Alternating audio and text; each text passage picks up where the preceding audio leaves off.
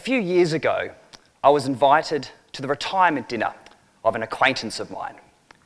His name was Len, and he was known throughout the country and indeed the world as the expert on bridges. In fact, in the department where he worked, he was known as the bridge guy. He also worked with the road guy and the tide guy, but Len was the bridge guy. And it was a lovely evening. They had lots of nice speeches celebrating what he'd done. They gave him a lovely present, yes, a gold watch. And there was a moment in proceedings where I managed to get Len by himself. And I went up to him and I congratulated him, for which he thanked me. And now I'm innately curious about people's perceptions of work. So I said, Len, here we are celebrating your career. I said, tell me, what has been the highlight of your career? And he looked at me, he looked down at his shoes, and he said, well, I actually always wanted to be a carpenter. And my jaw almost hit the ground. Here we were celebrating his work as the bridge guy, and it's not what he wanted to do. Now, don't get me wrong, Len had a good career. In fact, he had a very good career, but it wasn't great.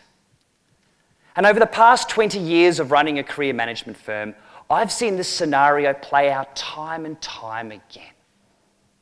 So what happens? Well, let's start at the beginning. Have you noticed when you ask a kid, what do you want to do when they grow up? Their eyes light up with excitement and they almost can't get their words out. I want to be a train driver, no, a fireman, no, an astronaut, no, definitely a train driver. And then you ask an adult, what do you want to do when you grow up? And their eyes glaze over and they go, dunno, whatever pays the bills, I guess. So what happens? Now, when I say the word work, a little bit inside of us deflates. And it's easy to understand why when you think about the emotional response the first time you heard that word. Johnny, have you done your homework? You see, we've been taught that work is something that is forced upon us, something we have to do. And this started out from medieval times, when if you were a lord or a landholder, you had all the power. And if you were a peasant, you had to go and work the fields. And with the soldiers standing over you, the alternative was rather unpleasant. And still today, our society and our media is replete with negative stories about work. Every day we read about fights between unions and employers, about redundancies, retrenchments, corporate greed and inequality in the workplace. And yet work is so important to us. We spend a third of our life at work, a third sleeping and arguably a third in traffic. So my idea is a very simple one. We need to reframe how we think about work. For the vast majority of us, work isn't something that is forced upon us. It's something we have some choice over. Work becomes positive when we realise it provides us with opportunities to grow and develop as an individual. Work becomes positive when we realise it's not what we do that matters. It's who we are when we do what we do that does. So to shift to this positive perspective of work, we need to do two simple and yet deceptively difficult things. First, we need to decouple our identity from our profession. Subconsciously, we allow ourselves to be defined by what we do. And this is prolific. You go to a social event and you meet someone for the first time, you shake hands. The first question, what's your name? The second question, so what do you do? And how do we typically respond? Oh, I'm a nurse, an engineer, or an auditor, and instantly the conversation closes down. And why? Because we stereotype about what people are like in those professions. And professional identity is strong. There is this fascinating phenomena in the UK where surgeons are referred to as Mr. or Miss instead of Doctor. And this stemmed from the Middle Ages, where the difference between barbers and surgeons, well, there really wasn't much. Same implements, surgeons just lacked a little bit of finesse. And then through the 18th century, the scientific approach to surgery emerged. And through the discovery of anaesthetics, and through Louis Pasteur antiseptics, surgery was propelled into reputable status. And at this time, training to become a surgeon followed the apprenticeship model. You were apprenticed to an existing surgeon. And when you were finished your training, you were awarded a diploma and not a degree, and therefore were called Mr. or Miss instead of doctor. And so today surgeons start out as Mr. or Miss, study really, really hard, become a doctor, study even harder and become a Mr. or Miss again. And surgeons have clung to this quirk of history because it's so important to their sense of their identity. And this is what the professions do. They provide an artificial external container from which we derive a significant sense of who we are.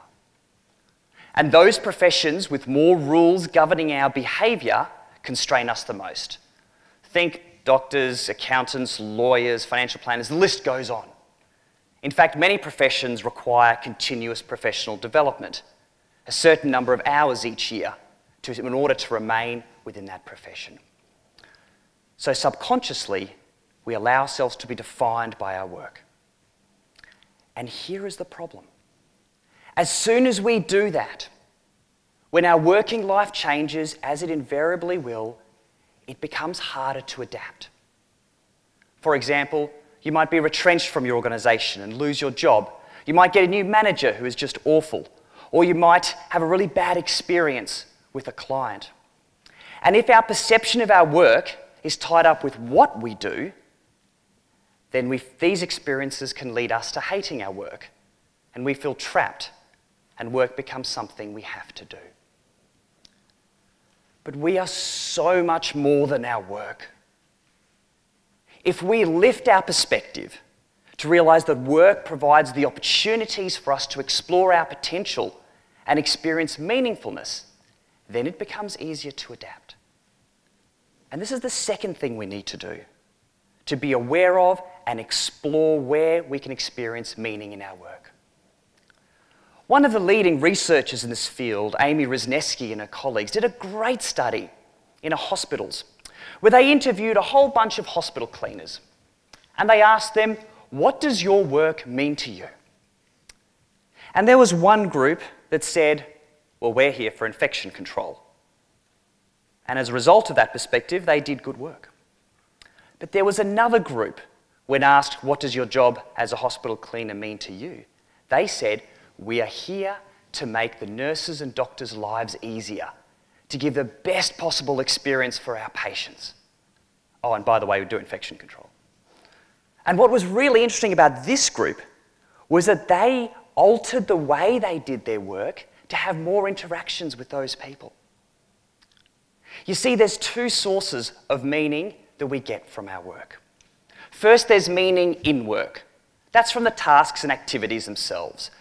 You know that sense of meaning you get when you solve a complex problem, or get a video to work, or get a spreadsheet formula to work. And second, there's meaning at work. That is from the interactions we have with the people during the course of our day. I was speaking recently with a lady called Jodie, and she didn't really like the people she worked with. And yet she was about to hit her 10th year anniversary and had no intentions of leaving. And why? Because Jodie sat at the reception desk, greeted all the lovely clients that came in, took a few hundred phone calls, and didn't really have to do much with those people out the back. In fact, she went out of her way to avoid dealing with those people out the back. And so here's the fascinating point. We already act in ways to make our work more positive. It's just that we don't talk about it. Imagine for a moment the conversation at the dinner table tonight when your family asks you, so how was your day? And instead of the usual response of, yeah, it was all right. Imagine instead if you shared about an interaction you had with someone that made you think about a problem in a different way.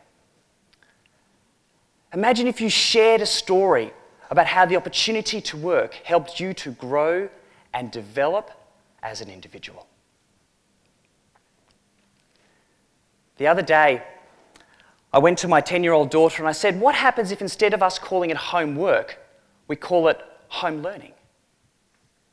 She looked at me silently, walked across to the table, got out a homework book and a thick black pen, crossed out work and wrote learning. Work is not something negative. Work provides us with the opportunity to explore our sense of self, to grow and develop and make a contribution to our society. Subconsciously, we already act in ways to make work more positive. It's about time that we share these stories about how we're growing as human beings through the work that we do. And by sharing such stories, inspire others to grow, develop, and contribute. And next time you have a conversation with a 5-year-old about their future, rather than ask them, what do you want to do when you grow up? Perhaps we should ask them, who do you want to be when you grow up?